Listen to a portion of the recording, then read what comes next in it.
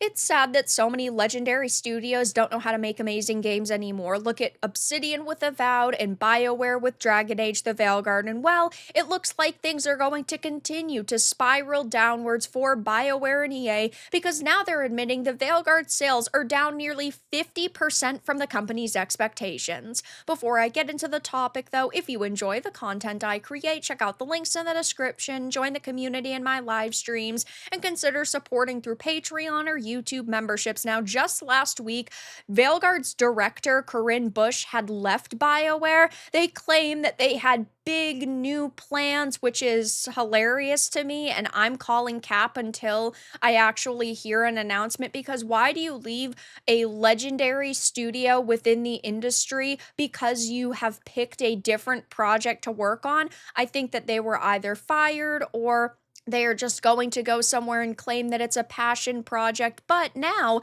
things are looking even worse because these sales were abysmal for this game, which we've been saying for months now that this was not going to be some smashing success. After it came out, the media said that it was going really well and we were just being haters. But well, we have been proven right yet again. So EA is facing a grim financial outlook as the company slashes its revenue forecast for the current fiscal year. The gaming giant pointed to the underperformance in sales for EA Sports FC 25 and Dragon Age the Veilguard as key factors in its struggles. While the official narrative blames a post-holiday sales slump and unmet player engagement goals, industry insiders and fans have begun to question if EA's prioritization of identity politics and gender narratives might be steering its flagship franchises off of a cliff. And this is something that I will always believe, that they are more worried about pushing a narrative than providing us with good entertainment. It is so sad that this is the case for so many companies. Even look what is happening right now with Obsidian and Avowed. Sure, Avowed hasn't come out yet, and maybe it'll be great, but we know that there are pronouns. We know Matt Hansen has said in the past he wants to kick crusty white dudes out of the industry. We've seen a Slack group chat leaked where they were hating on conservative gamers and basically anybody that was criticizing them. Like, this is a fucking pathetic situation to see another legendary studio be in, and I can't say I feel all that bad. Like, if you want to prioritize identity politics, feel free. I say this all the time with games like Dustborn and Kill the Justice League and Flintlock. You make whatever game you want, but I can also criticize whatever game I want. I can also not give you my money, and you should come to that realization. And well, maybe these companies will finally figure that out after losing hundreds of millions of dollars. But released in October, Veilguard has fallen shockingly short of sales expectations. According to EA themselves, the game engaged roughly 1.5 million players during the 3-month period ending December 31st, 2024, nearly half of what the company anticipated. This was supposed to be a mega hit for them. They initially projected this game would sell upwards of 10 million copies over its life cycle, and that is clearly not going to happen. Sure, I'm over the next, I don't know, year or 2 years or 3 years, it might sell another like a million copies, but it's going to take a hell of a long time. A lot of sales are initially seen at release, which makes sense, just like player counts. I mean, going on over to SteamDB, when it launched 2 months ago, it had 89,418 players as the all-time peak, which isn't terrible, don't get me wrong, but it's also not as amazing as you would expect for a game people have been waiting a decade for. And then in-game, as of recording this video, is 3,896 players, and this is the major problem, that as time goes on, people stop playing the game. It's a single-player experience. Once you've gone through the story, you're not going to go back to it unless you want to replay it maybe in a few years, or if they come out with DLC. They're not doing any major DLC for Veilguard, so it's never going to see another major bump.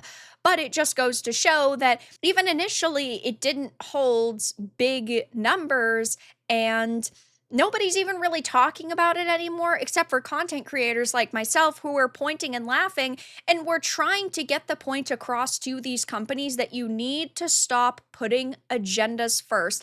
Video games are a form of escapism, just like movies and TV shows and books. We just want to be entertained. And sure, you can have overarching themes of like good versus evil and grief and happiness. You can have all of these things, whether it's deeper human emotions or certain situations, testing people's morals and what would a human do under this sort of pressure, the pressures of war and famine and violence, right? But at the end of the day, you need to still be entertaining. Someone needs to take something out of that experience, even if they are deeply disturbed and disgusted and horrified. They're leaving that experience entertained because they learned something, they felt a different way, they asked a question that maybe they had never asked themselves before reading that book or playing that game. But what do you get out of Veilguard? Oh, Tosh is a they, them. Tosh's pronouns are important. Oh, I can have top surgery scar toggles. Yes, in my fantasy dragon game, I can decide if I want to be transgender or non-binary. There was not a good story there. I live streamed a full playthrough of this. I really tried to give it a chance. I wanted to find something good in it, whether it was the environments and the world building, the added world building, I should say, because it's not like this is a new franchise. Some of the characters maybe were really cool and either clashed with our character or really connected with them. Maybe I would enjoy the creatures that they were adding, but there was nothing in this game that I could really say at the end of the day I enjoyed. It was just a really bad experience all around. And again, when you're waiting a decade for something to launch, you need to be doing better. And they put an agenda first, which they're allowed to do, but clearly players did not give them money. And maybe EA will say in the future to BioWare, oh yeah, you cannot make another game like that. But a major problem within the industry is that there are so many activists working at these companies, they'd have to fire 95% of their staff before things changed, and that's clearly not going to happen. And also adding to the storm, the Veilguard director Corinne Bush left BioWare earlier this month, claiming the move was voluntary. However, speculation swirls about whether this exit is tied to the game's failure. Under Bush's leadership, Veilguard leaned heavily into progressive themes, with storylines and characters that many players criticized as ham-fisted attempts to cater to identity politics. And this focus, according to some fans, came at the expense of the deep, immersive world building and character development that made the Dragon Age franchise beloved in the first place. When you have a clear formula that works, sure, I understand that you want to try to bring a franchise into the future, and maybe you don't want to do the same twist of your best friend betrays you for the 100 millionth time in a piece of entertainment, but they didn't follow that tried and true formula at all whatsoever, and that's why it felt so disjointed compared to other entries within the franchise and just BioWare games in totality. Meanwhile, EA Sports FC 25, the company's rebranded soccer simulation game after losing the FIFA license, has also struggled to meet expectations. EA reported a slowdown in sales during the holiday season, a crucial period for gaming revenue. I think it's funny that every single year the narrative changes. Oh, at first it's the lockdowns, and oh wow, we're selling so many copies of games. This is great. We're seeing a massive increase. Let's hire a shit ton of more employees. A couple of years go by.